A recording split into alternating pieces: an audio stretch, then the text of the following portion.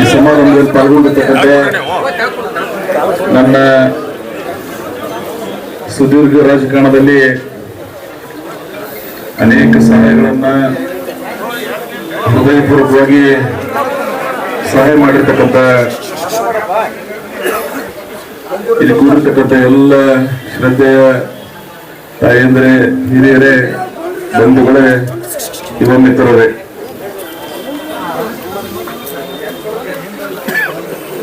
ಇವತ್ತಿನ ಈ ಕಾರ್ಯಕ್ರಮ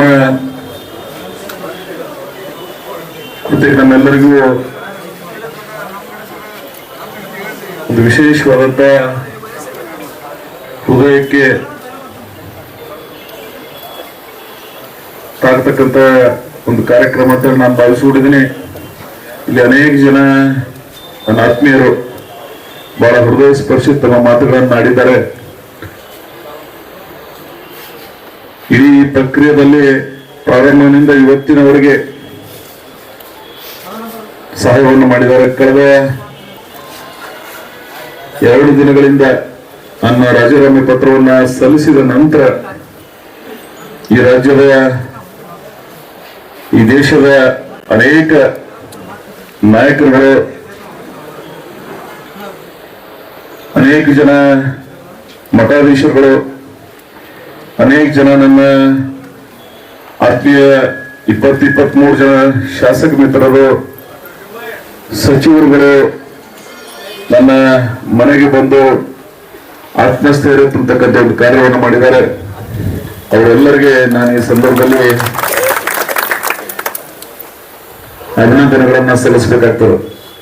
ಈ ದೇಶದ ಸಂಸ್ಕೃತಿ, ಯಾರಿಗಾದ್ರೂ ಸಂತೋಷ ಆದ್ರೆ ಅದರಲ್ಲಿ ಪಾಲ್ಗೊಳ್ತೀವಿ, ಯಾರಿಗಾದ್ರೂ ನೋವಾದ್ರೆ ಆ ಸ್ವಾತಂತ್ರ್ಯದಲ್ಲಿ ಭಾಗಿಯಾಗ್ತಕ್ಕಂಥ ಭಾರತೀಯ ಸಂಸ್ಕೃತಿ ಅಂತ ಒಂದು ಸಂಸ್ಕೃತಿಯ ಪ್ರತೀಕವಾಗಿ ಬಹಳ ಪ್ರೀತಿ, ವಿಶ್ವಾಸ, ಮಮತೆಯನ್ನ, ಗೌರವವನ್ನ ತೋರಿಸಿರ್ತಕ್ಕಂಥ, ಅದರಲ್ಲೂ ವಿಶೇಷವಾಗಿ ನನ್ನನ್ನ ಈ ಮಟ್ಟಕ್ಕೆ ಬೆಳೆಸಿರ್ತಕ್ಕಂಥ ಈ ಜಿಲ್ಲೆಯ ಅನೇಕ ಜನ, ಅದರಲ್ಲೂ ವಿಶೇಷವಾಗಿ ಇಂಡಿ, ಚರ್ಚಾ, ನಾಲ್ಮೇಲ್ ಮತ್ತು ಮಹಾರಾಷ್ಟ್ರದ ಜನ, ಸೋಲಾಪುರ ಜಿಲ್ಲೆ, ಸೊ ಇಂಥ ಎಲ್ಲರನ್ನ ನಾನು ಈ ಸಂದರ್ಭದಲ್ಲಿ ಅವರ ಅಭಿಪ್ರಾಯಗಳನ್ನ ಗಮನಿಸಿ ಪ್ರಜಾಪ್ರಭುತ್ವ ಜನರ ಆಶಯದೊಂದಿಗೆ ಬದುಕಬೇಕಾಗ್ತದೆ.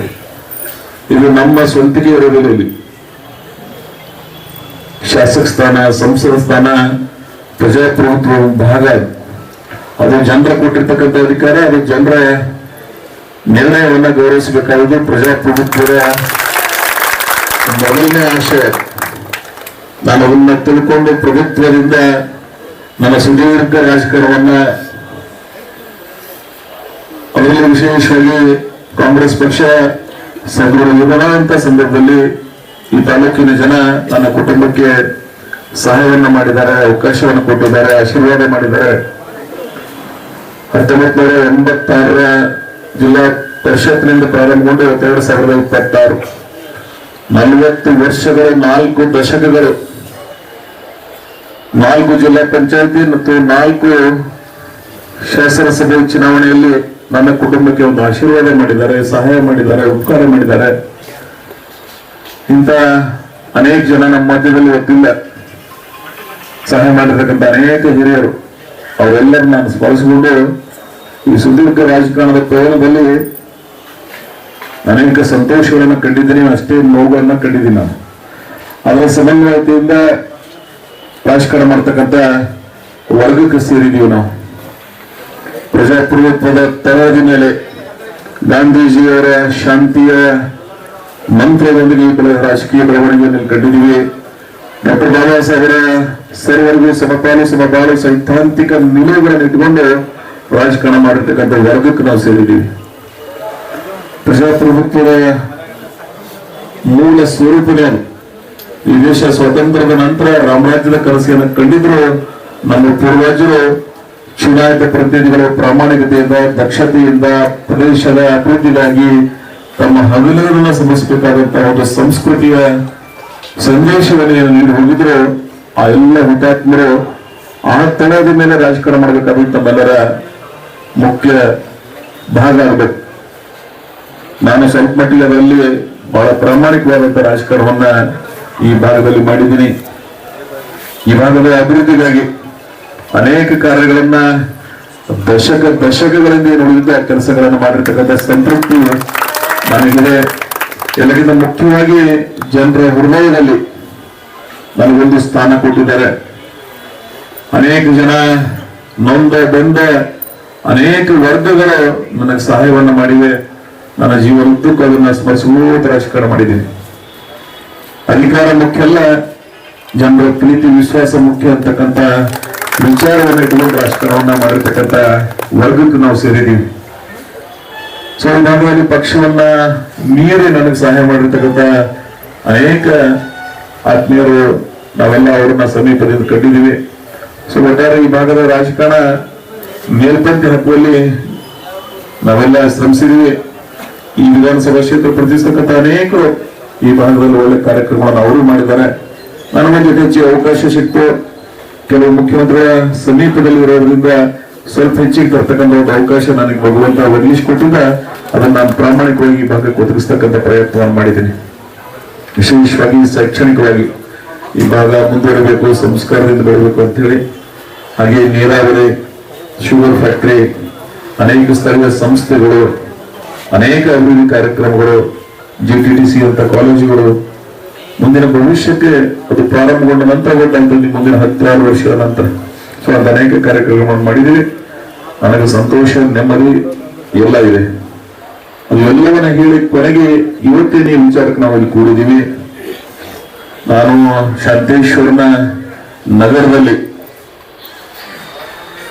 ಅವನ ಆಸ್ಥಾನದಲ್ಲಿ ಬಹಳ ಪ್ರಾಮಾಣಿಕವಾಗಿ ಈ ವಿಚಾರ ನನ್ನಿಂದ ಹೊರಹೊಮ್ಮಿದ್ದಲ್ಲಿ 2020 ಫೆಬ್ರವರಿ ಬೆಂಗಳೂರಿನ ಎಕ್ಸಿಕ್ಯೂಟಿವ್ ಒಂದು ರೆಸಾರ್ಟ್ ನಲ್ಲಿ ನಮ್ಮ ರಾಷ್ಟ್ರೀಯ AICC ಜನರಲ್ ಸೆಕ್ರೆಟರಿ ಆಗಿರ್ತಕ್ಕಂಥ, ಕರ್ನಾಟಕದ ಇನ್ಚಾರ್ಜ್ ಆಗಿರ್ತಕ್ಕಂಥ ಶ್ರೀ ರಣದೀಪ್ ಸಿಂಗ್ ಸುರ್ಜೇವಾಲಾ ಅವರು, ಆಗಿನ ವಿರೋಧ ಪಕ್ಷದ ನಾಯಕರು, ಹಿಂದಿನ ಮುಖ್ಯಮಂತ್ರಿಗಳಿರ್ತಕ್ಕಂಥ ಸನ್ಮಾನ್ಯ ಸಿದ್ದರಾಮಯ್ಯನವರು, ಈಗಿನ ಮುಖ್ಯಮಂತ್ರಿಗಳು ಮತ್ತು ಆಗಿನ ಪಕ್ಷದ ಅಧ್ಯಕ್ಷರಾಗಿರ್ತಕ್ಕಂಥ ಸನ್ಮಾನ್ಯ DK ಶಿವಕುಮಾರ್ ಅವರು ಒಂದು 4 ಜಿಲ್ಲೆಗಳು ಏನು ಮೋಸ್ಟ್ ಕಾಂಪ್ಲಿಕೇಟೆಡ್ ಜಿಲ್ಲೆಗಳದಾವ, ಅದು ಬಿಜಾಪುರ್, ಆಗಿನ ಏನ್ ರಮೇಶ್ ಕುಮಾರ್ ಮತ್ತು ಮುನಿಯಪ್ಪನವರ ಏನು ಸಮಸ್ಯೆ ಇತ್ತು, ಕೋಲಾರ, ರಾಯಚೂರು, ಈ 4 ಜಿಲ್ಲೆಗಳ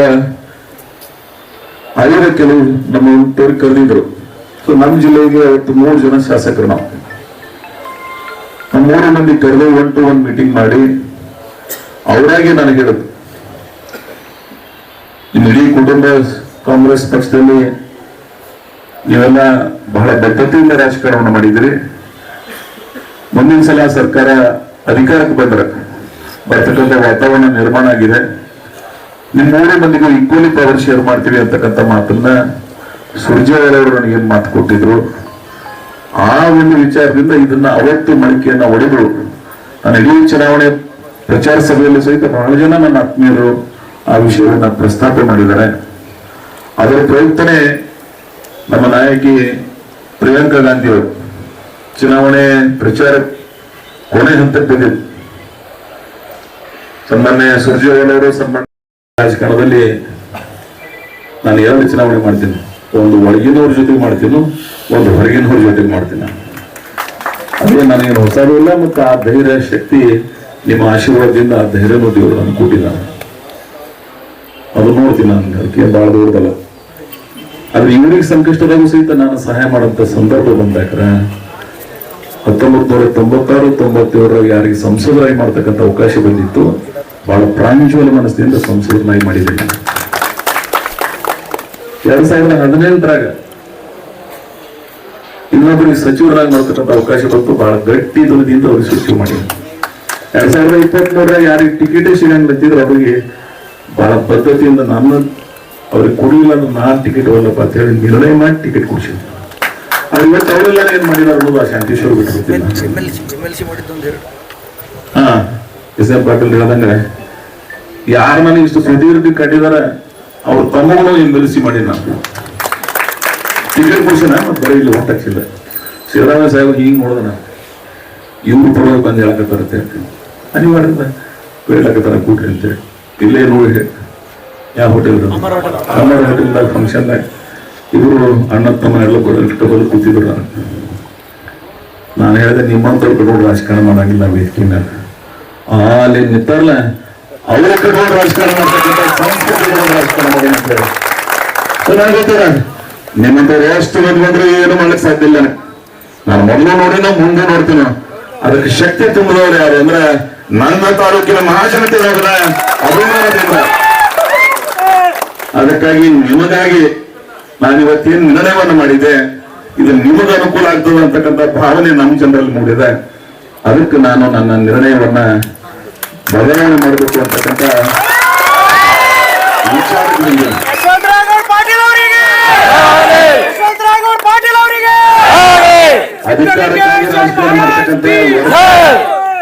ಅಧಿಕಾರಕ್ಕಾಗಿ ರಾಜಕಾರಣ ಮಾಡ್ತಕ್ಕಂಥ ವರ್ಗಕ್ಕೆ ನಾನು ಸೇರಿಲ್ಲ.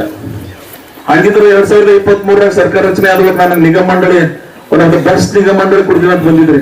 ನಾನು ತಗೊಂಡಿಲ್ಲ ಅವತ್ತು. ನೀವು ನನಗೆ ಏನು ಮಾತು ಕೊಟ್ಟಿರಿ ಅದನ್ನ ಮಾಡಿ, ಇಲ್ಲಾಂದ್ರೆ ನಾನು ಆರಾಮ್ ಶಾಸಕನಾಗಿರ್ತೀನಿ ಅಂತ. ಬಿಜಾಪುರ ಜಿಲ್ಲೆಯೊಳಗೆ ಅತಿ ಹೆಚ್ಚು ಅನುದಾನಗಳು ತಂದಿ ನಾನು. ಈ ಸಲ ಸರ್ಕಾರ ರಚನೆ ಆಗ್ಬೇಕು 4,500 ಕೋಟಿ ರೂಪಾಯಿ.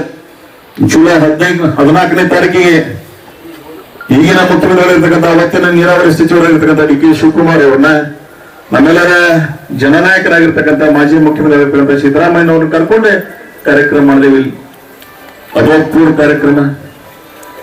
ಸೊ 4,500 ಕೋಟಿ ರೂಪಾಯಿ ತಾಲೂಕಿನ ಜನರ ಅನೇಕ ಆಶೋತ್ತರಗಳು ಬದಲಾವಣೆ ಆಗ್ಲತ್ತವ. ಇದರ ನಂದೇನು ಸ್ವಂತ ತಾಲೂಕಿಗೆ ಜನಪರ ಕಾರ್ಯಕ್ರಮವನ್ನು ಮಾಡ್ತಕ್ಕಂಥ ನಿರ್ಣಯ ಇಟ್ಕೊಂಡು ಮಾಡಿದ. ಆಮೇಲೆ ಕಾಂಗ್ರೆಸ್ ಅರ್ಧ ಪಕ್ಷಗಳು ನಿಮ್ಮ ಕುಟುಂಬದವರು ಈ ಪಕ್ಷಕ್ಕೆ ಏನೇನು ಮಾಡಿದಾರೆ, ನನ್ನ ಕುಟುಂಬ ಈ ರಾಜಕಾರಣಕ್ಕೆ ಏನೇನು ಮಾಡೋದು ಅನ್ನೋದನ್ನ ನೈತಿಕವಾಗಿ ಇವತ್ತು ನೆನಪಿಸ್ಬೇಕಾಗ್ತದೆ. ಯಾರೋ ಒಂದು ಸರ್ಕಾರ ತೆಗಿಲಿಕ್ಕೆ ಹೋಗೋರಲ್ಲ ನಾವು. ವೀರೇಂದ್ರ ಪಾಟೀಲ್ ಸರ್ಕಾರ ಯಾರು ತೆಗೆದು ಅನ್ನೋದನ್ನ ಈ ಕರ್ನಾಟಕದ ಇತಿಹಾಸ ಗೊತ್ತಿಲ್ಲ. ಅವ್ರು ನಾನು ಅಂತವೇ ಏನು ಮಾಡಿಲ್ಲ. ನಾನು ಇಲ್ಲೇ ಇದ್ದೀವಿ, ಇಲ್ಲೇ ರಾಜಕಾರಣ ಮಾಡಿದ್ದೀವಿ. ಒಬ್ಬ ಲೀಡರ್ ಜೊತೆ ಗುರುತಿಸ್ಕೊಂಡಿದ್ದೀವಿ, ಗಟ್ಟಿಯಾಗಿ ನಿಂತಿದ್ದೀವಿ. ಅಧಿಕಾರ ಹೋದ್ರು ಇರ್ತೀವಿ, ಅಧಿಕಾರ ಇದ್ರು ಇರ್ತೀವಿ. ಬಹಳ ಬದ್ಧತೆ ರಾಜಕಾರಣ ಮಾಡ್ತಕ್ಕಂಥ ವರ್ಗಕ್ಕೆ ಸೇರಿದೀವಿ ನಾವು. ಸೊ ಅದಕ್ಕಾಗಿ ನಾನು ಇವತ್ತು ಬದಲಾವಣೆ ಮಾಡ್ತಿದ್ಲ. ಆದ್ರೆ ನಿಮ್ಮಂತ ಕುಚೇಷ್ಟಗಳಿಗೆ, ನಿಮ್ಮ ಆಟಕ್ಕೆ ಅವಕಾಶ ಮಾಡಿಕೊಡ್ಬಾರ್ದು ಅಂತಕ್ಕಂಥ ನಿರ್ಣಯದಿಂದ ಕೆಲವಿನ ಮುಖ್ಯವಾಗಿ ನನಗೆಟ್ಟು ಏನಂತ ಬೆಳೆಸಿದಾರ, ಹಾಡಿ ಹರಿಸಿದಾರ, ಅವರ ಮನಸ್ಸಿಗೆ ಘಾಸಿಗೊಳಿಸಬಾರ್ದು. ಯಾಕಂದ್ರೆ ಇದು ಅವ್ರ ಹಕ್ಕಿದು. ನಮ್ಮ ಊರಾಗಿನ ನನ್ನ ಆಸ್ತಿಯಲ್ಲಿ ನೀವು ಕೊಟ್ಟಿರ್ತಕ್ಕಂಥ ಅಧಿಕಾರದ ಅವಕಾಶ ಇದೆ. ಇದರ ಮಾಲೀಕರು ನೀವು. ಒಂದು ಕೂಸು ಹೇಳಿದ್ರೆ ಕೇಳಬೇಕು. ನಾನು ಹೇಳೇನು, ಕಾಂಗ್ರೆಸ್ನ ನನ್ನ ಚುನಾವಣೆ ಸಂದರ್ಭ ಬಂದಾಗ ಒಬ್ಬ ನಿಷ್ಠಾವಂತ ಕಾಂಗ್ರೆಸ್ ಕಾರ್ಯಕರ್ತ ಗೌಡ ಈ ಸಲ ನೀವು ನಿಲ್ಬೇಡ್ರಿ ಅಂದ್ರೆ ನಾನು ಆ ಚುನಾವಣೆನ ಸ್ಪರ್ಧೆ ಮಾಡಂಗಿಲ್ಲ ಅಂತಕ್ಕಂಥ ನಿರ್ಣಯ ಮಾಡ್ಕೊಂಡು ರಾಜಕಾರಣ ಮಾಡಿದ್ರು ನಾವು. ನಮ್ಗೆ ಅವಶ್ಯಕತೆ ಇಲ್ಲ. ನಾನು 22ಕ್ಕೆ ಬಂದಾಗ ನಿಮ್ಮ ಮಾತು ಕೇಳ್ತೀನಿ, ಒಬ್ಬರೇ ಬೇಡ ಅಂದ್ರೂ ನಿಂದ್ರಂಗಿಲ್ಲ ನಾವು. ಏನು ಅವಶ್ಯಕತೆ ಇಲ್ಲ ಅದು. ಆದ್ರೆ ಈ ತಾಲೂಕಿನ ಇತಿಹಾಸದೊಳಗ ಬೇರೆ ಪಕ್ಷದವ್ರು ಏನ್ ಮಾತಾಡ್ತಾರ ಬಹಳ ಮಾತು ಕೊಡುದಿಲ್ಲ. ನಾನು ಎಂದೂ ಚುನಾವಣೆಗೆ ಟೀಕೆ ಟಿಪ್ಪಣಿಗಳಿಗೆ ಉತ್ತರ ಕೊಟ್ಟಿಲ್ಲ. ಈ ಕೂಡ್ಲಿ ಜನನೇ ಉತ್ತರ ಕೊಡ್ತಾರೆ. ಬ್ಯಾಲೆಟ್ ಪೇಪರ್ ಏನು ಕೈಗೆ ಒತ್ತರಲ್ಲ, ಅದಕ್ಕಿಂತ ದೊಡ್ಡ ಉತ್ತರ ಏನಲ್ಲ. 40 ವರ್ಷ ನನ್ನ ಹಿಂದೆ ಸದಾ ಬ್ಯಾಲೆಟ್ ದಾಗ ಒತ್ತಿ ನನ್ನ ಶಕ್ತಿ ತುಂಬಿದಾರ, ಅವೇ ಎಲ್ಲ ನಿಮ್ಗೆ ಉತ್ತರ ಅಂತಕ್ಕಂಥ ಮಾತನ್ನ ಹೇಳಿ ಒಟ್ಟಾರೆ ಇವತ್ತು ನಮ್ಮ ನಾಯಕತ್ವ. ನಾನು ಸುರ್ಜೇವಾಲ ಅವರಿಗೆ ಒಂದು ಮಾತನ್ನು ಬಹಳ ಗೌರವದಿಂದ ಕಂಡೇವ್ರಿ. ನೀವು ರಿಸಿಗ್ನೇಷನ್ ವಿಡ್ರಾ ಮಾಡ್ರಿ ಅಂತ ಹೇಳಕ್ಕೆ ನನಗ ನೈತಿಕ ಹಕ್ಕು ಉಳಿದಿಲ್ಲ. ಅದ್ರ ರೀಕನ್ಸಿಡರೇಷನ್ ಮಾಡ್ರಿ ಅಂತಕ್ಕಂಥ ಮನವಿ ಮಾಡ್ಕೊಂಡು ಬಂದೀನಿ ಅಂತಕ್ಕಂಥ ಏನೋ ಒಂದು ಮಾತಿತ್ತು. ನಾನು ಅದನ್ನ ಆ ಮಾನ್ಯ ವಿಚಾರವನ್ನು ಇಟ್ಟುಕೊಂಡು, ಯಾಕಂದ್ರೆ ಮನುಷ್ಯನಿಗೆ ಅಧಿಕಾರಕ್ಕಿಂತ ಗೌರವ ಮುಖ್ಯ. ಒಬ್ಬ ರಾಷ್ಟ್ರೀಯ ನಾಯಕ ನನ್ನ ಮನೆ ತರ ಬಂದು 1.5 ಗಂಟೆ ಕೂತು ರಿಕ್ವೆಸ್ಟ್ ಮಾಡ್ಕೊಂಡು ಹೇಳಿದ ಬಳಿಕ ನಾನು ಕೇಳಿಲ್ಲ ಅಂದ್ರೆ ಆ ಪಕ್ಷ ಇಷ್ಟು ಸುದೀರ್ಘ ಆ ಪಕ್ಷದಾಗಿದೀವಿ ನಾವು. ಅವ್ರಿಗೆ ನಾವು ಅದನ್ನ ಹೇಳಿದ್ರು. ಅವ್ರು ದೇವಿಲಾಲ್ ಜೊತೆಗೆ ಏನೇನಾಗ್ಯದ, ಛೋಟಾಲಾಲ್ ಜೊತೆಗೆ ಏನೇನಾಗ್ಯದ, ಭೂಪೇಂದ್ರ ಸಿಂಗ್ ಹುಡ್ಡ ಅವ್ರ ಜೊತೆಗೆ ಏನಾಗ್ಯದ, ಕೆಲವು ಸಲ ಸಂಘರ್ಷಬೇಕಾಗ್ತದೆ ಅಲ್ಲ. ಅದಕ್ಕಾಗಿ ನಾನು ಅವ್ರ ಮುಂದೆ ಹೋಗಿ ವಿಡ್ರಾ ಮಾಡ್ಕೊತೀನಿ ಅಂತ ಹೇಳೋಲ್ಲ. ನನ್ನ ಮಾಲೀಕರು ಯಾರಂದ್ರೆ ನೀವು ಅಂತಕ್ಕಂಥ ಚಿಂತನೆ ಇಟ್ಕೊಂಡು ನಿಮ್ಮ ಗೌರವ ಕೂಡ ಮೊದಲನೇ ಆನಂತರ ಅವರೆಲ್ಲರೂ. ಅದಕ್ಕಾಗಿ ನಿಮ್ಮ ಮನಸ್ಸಿಗೆ ಈ 2 ದಿನಗಳ ವೇದನೆಗಳನ್ನ ಎಷ್ಟೋ ಜನ ನಾನು ಫೋನ್ದಾಗ ಹೇಳೋದು ಅವೆಲ್ಲ ನೋಡಿದ್ರೆ ನಾನು ಒಂದು ನಿರ್ಣಯ ಇಷ್ಟು ಜನರಿಗೆ ಹಸಿಗೊಳಿಸ್ತಿದ್ದು ಬೇಡಪ್ಪ ತಿಳ್ಕೊಂಡು ಬರೀ ಈ ವಿಡಿಯೋಲೆಲ್ಲ ನಾನು ಬಾಂಧವ ಹೇಳಿದ್ದೆ. ನಾನು ಬಹಳ ಶಾಸಕ ಸ್ಥಾನಕ್ಕೆ ರಾಜೀನಾಮೆ ಕೊಡ್ತಿದ್ದೆ, ಆದ್ರೆ ಕಾಂಗ್ರೆಸ್ ಪಕ್ಷ ಬಿಡ್ತಿರ್ಲಿಲ್ಲ. ನಾನು ಬಹಳ ಸಲ ಹೇಳಿ ನಾನು ಒಂದು ಕಾಂಗ್ರೆಸ್ನಾಗ ಹುಟ್ಟಿನ ನನ್ನ ಸಾವು ಸಹಿತ ಕಾಂಗ್ರೆಸ್ನಾಗ ಅಂತಕ್ಕಂಥ ಸಿದ್ಧಾಂತದ ರಾಜಕಾರಣವನ್ನು ಮಾಡಿದ್ದೀನಿ. ಬಣ್ಣವನ್ನು ಬದಲಾಯಿಸತಕ್ಕಂಥ ರಾಜಕಾರಣ ಮಾಡಿಲ್ಲ ಅನ್ನೋದನ್ನ ಮೊನ್ನೆ ಕಾಂಗ್ರೆಸ್ ಕಾರ್ಯಾಲಯದಾಗ ನಾನು ಹೇಳೋಗಿನ ಮನೆ ಕೊನೆಸಬಹುದು. ನಾವು ಒಂದು ಮಾತು, ಒಂದು ನೀತಿ, ಒಂದು ಸಿದ್ಧಾಂತ. ಈಗಿನ ಈ ಕರಪ್ಷನ್, ಈ ಕ್ಯಾಪಿಟಲಿಸ್ಟ್ ಏನ್ ರಾಜಕಾರಣ ನಡೆದದ ಇದರ ವಿರುದ್ಧ ರಾಜಕಾರಣ ಮಾಡತಕ್ಕಂಥ ಪ್ರವೃತ್ತಿ ನೋಡಿದೀವಿ. ಅದಕ್ಕಾಗಿ ರಾಹುಲ್ ಗಾಂಧಿ ಅವ್ರನ್ನ 2029 ಪ್ರಧಾನಮಂತ್ರಿಯನ್ನಾಗಿ ಮಾಡಬೇಕು, ಈ ದೇಶದ ರಾಜಕಾರಣವನ್ನು ಬದಲಾವಣೆ ಮಾಡಬೇಕು ಅಂತಕ್ಕಂಥ ಚಿಂತನೆ ಇಟ್ಕೊಂಡು ಇಡೀ ಯುವ ಜನಾಂಗಕ್ಕೆ ಏನು ನೋವಾಗಿದೆ ಅದನ್ನ ಗಮನದಲ್ಲಿ ಇಟ್ಕೊಂಡು ನಮ್ಮ ಅಧಿಕಾರದ ಮಹತ್ವ ಬಹಳ ಅಲ್ಲ. ಬಂದ್ರೆ ಬಂದಿರ್ತದೆ, ಹೋದ್ರೆ ಹೋಗಿರ್ತದೆ. ಯಾವುದೂ ಶಾಶ್ವತ ಅಲ್ಲ. ಸಿದ್ದೇಶ್ವರ ಮಹಾಸ್ವಾಮಿಗಳ ಸೈದ್ಧಾಂತಿಕ ವಿಚಾರಧಾರೆಗಳನ್ನ ಸ್ವಲ್ಪ ಅನುಕರಣೆ ಮಾಡಿ ಬದುಕದವ ನಾನು ಅವತ್ತು ಸಹಿತ ಇದನ್ನು ಕೊಡ್ತಿರ್ಲಿಲ್ಲ. ಅದು ಮಾತು ಕೊಟ್ಟು ಕೊನೆ ಕ್ಷಣದಾಗ ಹಿಂಗ್ ಮಾಡಿದ್ರಲ್ಲ ಅಂತಕ್ಕಂಥ ಒಂದು ನೋವಿನಿಂದ ಆ ನಿರ್ಣಯ ಮಾಡಿದ್ರು. ಅವ್ರು ಅವತ್ತೇ ಮತ್ತೆ ಬರಂಗಿಲ್ಲ, ಅದೇ ದಿನಾನೇ ನನ್ನ ಮನೆಗೆ ಬಂದು ರಿಕ್ವೆಸ್ಟ್ ಮಾಡ್ಕೊಂಡಿದ್ರು. ಅದು ಆ ಕ್ಷಣಕ್ಕೆ ಮುಗಿತು. ಯಾಕಂತ ಕೇಳಿದ್ರೆ ನಾನೇ ಎಲ್ಲ ಮಂದಿಗೆ ಜಿಲ್ಲಾ ಪಂಚಾಯತ್, ತಾಲೂಕ್ ಪಂಚಾಯತ್, KMF ಏನೇನೋ ಮಾಡ್ತಿರ್ತೀನಿ. ಅಧಿಕಾರ ಕೂಡ ಎಲ್ಲರೂ ಕೊಡ್ಬೇಕಾಗ್ತದೆ. ಕೆಲವು ಜನರಿಗೆ ಕೊಟ್ಟಿರ್ತೀವಿ, ಕೆಲವು ಜನರಿಗೆ ಬಿಟ್ಟಿರ್ತೀವಿ. ಆದ್ರೆ ಯಾರಿಗೆ ಸಿಕ್ಕಿರಂಗಿಲ್ಲ ಅವರಿಗೆ ಸಮಾಧಾನ ಹೇಳ್ತಕ್ಕಂಥ ಪ್ರವೃತ್ತಿ ನಮ್ಮಲ್ಲಿ ಇರ್ತದೆ. ಹಂಗ ಅವ್ರು ನಮ್ಗೆ ಮಾಡಿದ್ದಾರೆ. ಸೊ ಅದಕ್ಕಾಗಿ ನಾನು ಆ ವಿಷಯಗಳನ್ನ ಮುನ್ನೋದನು. ಅದ್ರ ಜಿಲ್ಲೆಯ ರಾಜಕಾರಣಿಗಳಿಗೆ ಒಂದು ಮನವಿ, ರಾಜಕಾರಣ ಸ್ವಲ್ಪ ವಿಶಾಲ ಮನಸ್ಸಿನಿಂದ ಮಾಡ್ತಕ್ಕಂಥ ಸಂಸ್ಕೃತಿ ಬೆಳೆಸ್ಕೊಡ್ರಿ. ಇಲ್ಲ ಅಂದ್ರೆ ರಾಜಕಾರಣದ ಬಗ್ಗೆ ಜನರಲ್ಲಿ ಬಹಳ ಕೀಳು ಮಟ್ಟದ ವಿಚಾರ ಬರ್ಲಿಕ್ಕೆ ಸಾಧ್ಯ ಆಗ್ತದೆ. ಸೊ ಭಗವಂತ ನಿಮಗೆ ಅವಕಾಶ ಕೊಟ್ಟಿದ್ದಾನೆ. ಬಹಳ ವಿಶಾಲ ದೃಷ್ಟಿಯಿಂದ ರಾಜಕಾರಣ ಮಾಡ್ತಕ್ಕಂಥ ಪ್ರವೃತ್ತಿ ಅಳವಡಿಸ್ಕೊಂಡ್ರೆ ನಿಮಗೂ ಒಳ್ಳೇದು, ನಮಗೂ ಒಳ್ಳೇದು. ಇಲ್ಲ ಅಂದ್ರೆ ನಿಮ್ಮ ವಿಚಾರಧಾರೆ ಬೇರೆ ಕಡೆ ಮಾಡ್ತಂದ್ರೆ ಇನ್ನೊಬ್ಬರು ಅದೇ ರೀತಿ ಒಳಗೆ ಹೋಗ್ತದ ಅಂತಕ್ಕಂಥ ಮಾತನ್ನ ಹೇಳಿ, ಒಟ್ಟಾರೆ ಈ ಭಾಗದ ಜನರ ಭಾವನೆಗಳಿಗೆ ಗೌರವಿಸಿ ಪ್ರೆಸ್ದವ್ರು ಬಂದಿದ್ದಾರೆ. ನಾನು ಬಂದೀನಿ, ಇನ್ನೇನು ಬರ್ತಿದ್ದಾರೆ. ಆ ವಿಷಯವನ್ನ ಪ್ರಸ್ತಾಪ ಮಾಡಿದ್ದಾರೆ. ಅದರ ಪ್ರಯುಕ್ತನೇ ನಮ್ಮ ನಾಯಕಿ ಪ್ರಿಯಾಂಕಾ ಗಾಂಧಿ ಅವರು ಚುನಾವಣೆ ಪ್ರಚಾರ ಕೊನೆ ಹಂತಕ್ಕೆ ಬಂದಿದ್ದು. ಸನ್ಮಾನ್ಯ ಸುರ್ಜೇವಾಲ ಅವರು, ಸನ್ಮಾನ್ಯ ವೇಣುಗೋಪಾಲ್ ನನ್ನ ಫೋನ್ ಮಾಡಿ, ಇಲ್ಲ ಬಿಜಾಪುರ ಜಿಲ್ಲೆಯೊಳಗೆ ನಿಮ್ಮಲ್ಲೇನೆ ಅವರ ಪ್ರಚಾರ ಸಭೆ ಹಾಕೋತೀವಿ, ಸಾಯಂಕಾಲ ಬೀದರ್ ಹೋಗೋದಾರ ಅವರು. ಸೊ ನಾಳೆ ನಿಮ್ಮನ್ನ ನಾವು ಪ್ರೊಜೆಕ್ಟ್ ಮಾಡ್ತಾ ಇದ್ದೀವಿ ಮಿನಿಸ್ಟ್ರಿಗೆ.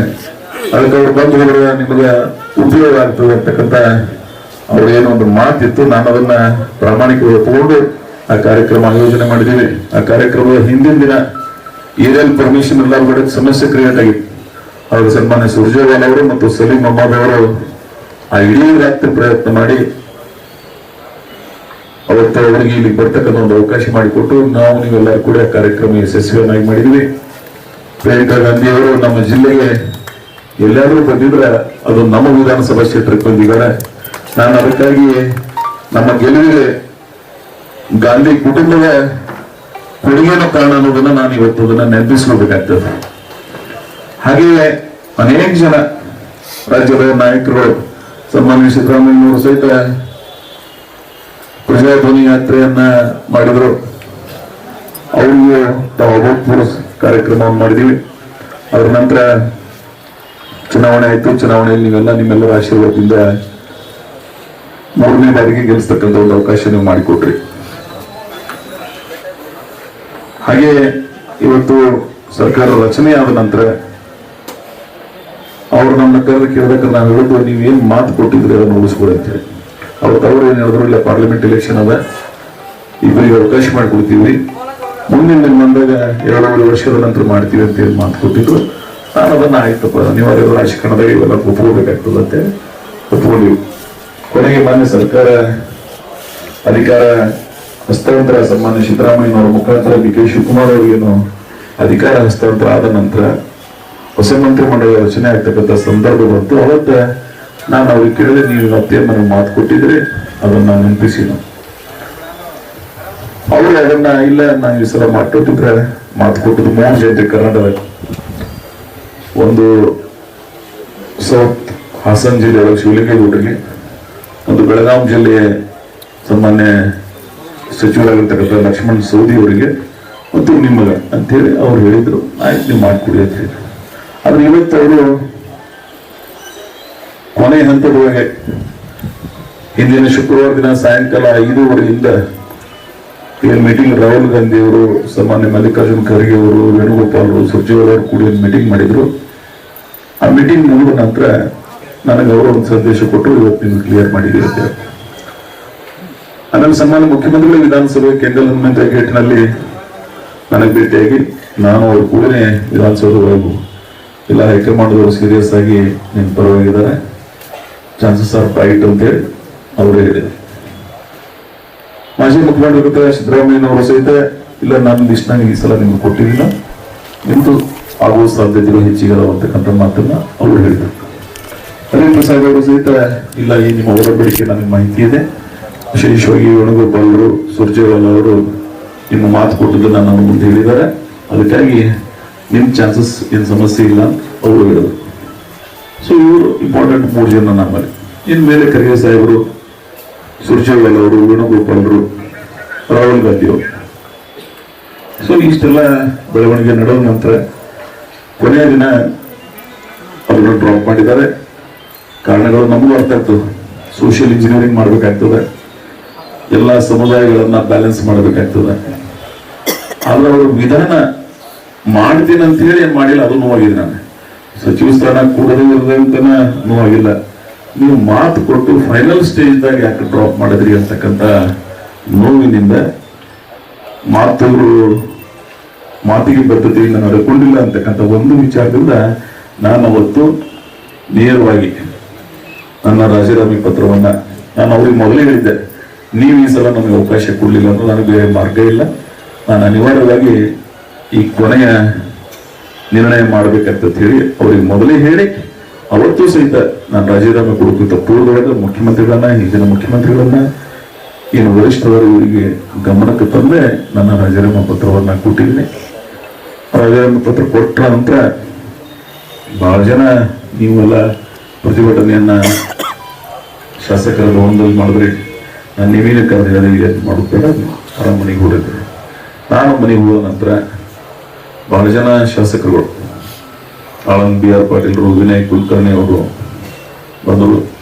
ಆಮೇಲೆ ಸಾಮಾನ್ಯ ಸುರ್ಜೇವಾಲಾ ನನ್ನ ಮನೆಗೆ ಫೋನ್ ಮಾಡಿ ಇಲ್ಲ ನಾನು ಬರ್ತಾ ಇದ್ದೀನಿ, ಸರ್ ಇದು ನಿಮ್ಮ ಮನೆ ಅದ್ರಿ ಒಬ್ಬರು ಬರ್ಬೋದು ಅಂತ ಹೇಳಿದ್ರೆ ನಾನು ಮನೆಗೆ ಬಂದು 1.5 ಗಂಟೆ ನನ್ನ ಜೊತೆಗೆ ಚರ್ಚೆಯನ್ನು ಮಾಡಿ ಬಹಳ ಸುದೀರ್ಘವಾಗಿ ನಮ್ಮ ರಾಜಕೀಯ ಹಿನ್ನೆಲೆಯನ್ನ, ನನ್ನ ಕುಟುಂಬದ ರಾಜಕೀಯ ಹಿನ್ನೆಲೆಯನ್ನು ಚರ್ಚೆ ಮಾಡಿ, ನನಗೂ ಸಹಿತ ಅಸೆಂಬ್ಲಿ ಟಿಕೆಟ್ ಸಿಕ್ಕಿಲ್ಲ ಮನೆ ಹರಿಯಾಣದಾಗ.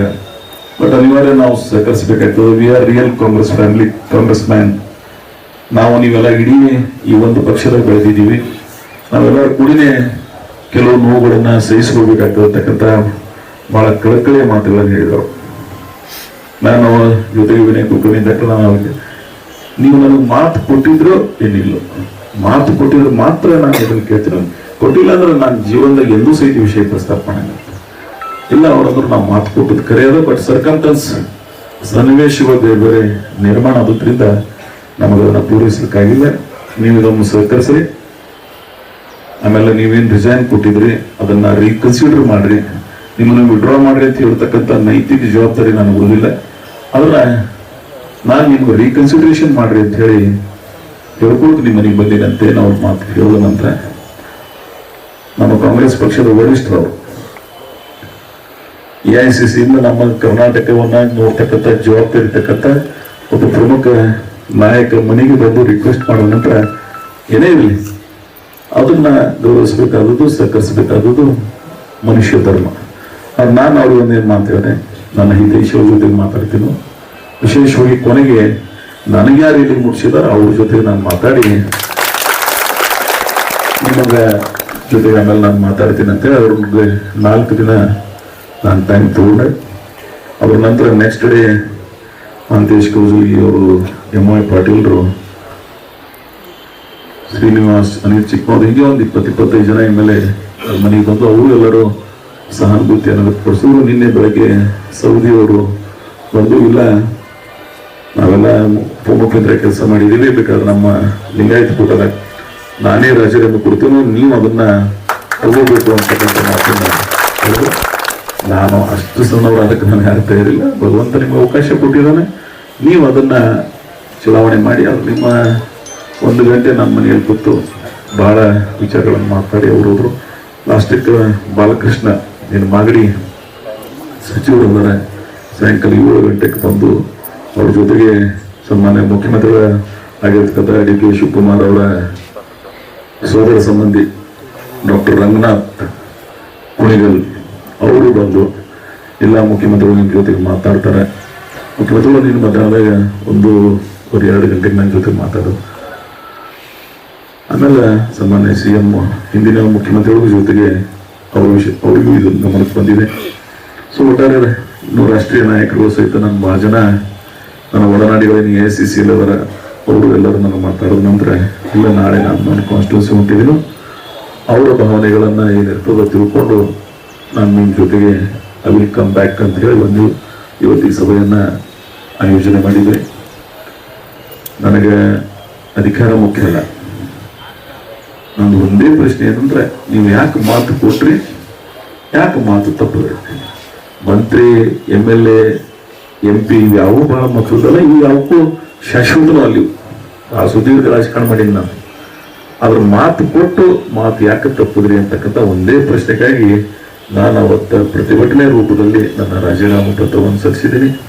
ಆದ್ರೆ ಕಾಂಗ್ರೆಸ್ ಎಲ್ಲಿಂದ ಬಂದು ಕಾಂಗ್ರೆಸ್ನ ಬಂದವಲ್ಲ, ನಾನು ಇಡೀ ರಕ್ತದ ಕಣದ ಕಾಂಗ್ರೆಸ್ ಅದ, ಅದು ನನ್ನ ಕುಟುಂಬ ಕಾಂಗ್ರೆಸ್ ಕುಟುಂಬ ಅನ್ನೋದದ.